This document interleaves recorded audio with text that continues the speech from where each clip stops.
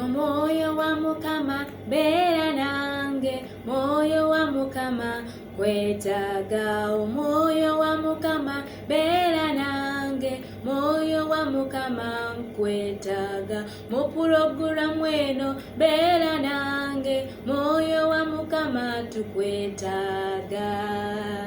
Tusaba omwoyo wa Mukama Katonda abeere wamu naffe wakati nga tutandika pulogulamu yaffe eno eyitibwa Oh Lord make me a unique person. Mukama nsaba onfuule omuntu ow'enjawulo, era nga nyongera okubalamusaako mwenna abaami n'abakyala nti Mukama yeebazibwe. Omwami w'omukyala mpulirizaako gye baleko betusizaako engalo lunaku olwaleero.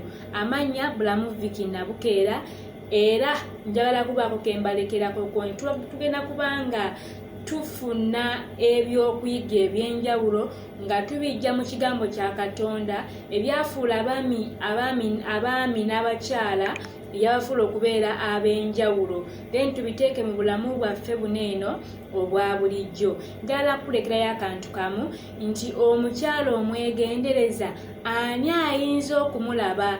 Ngero 31 olunyiriri olw'10. Tugenda kuba tusokerako oyo omukyala omwegendereza. Nja kuba nkwata kasavu kanyama eri ku sayidi y'abaami ne ku sayidi y'abakyala, aye tujja kufunayo n'abalala abatusingako mutuwe ku magezi. So ku mukyala oyo omwegendereza waliwo akantu kamu era kakola omukyala omwegendereza. Mu ngero 31 olunyiriri olw'27 agamba nti alabirira nnyo empisa ez'ab'omu nnyumba ye, so talya mmere ya kugayaala. Kitegeeza nti omukyala ono omwegendereza ono abeera mukyala eyeegendereza engeri gy'alabiriramu abaana be, engeri gy'akwatamu omwami we. Wobeera singo, engeri nawe gy'ogenda okuba nga weeyisaamu, kubanga tonnafuna baana,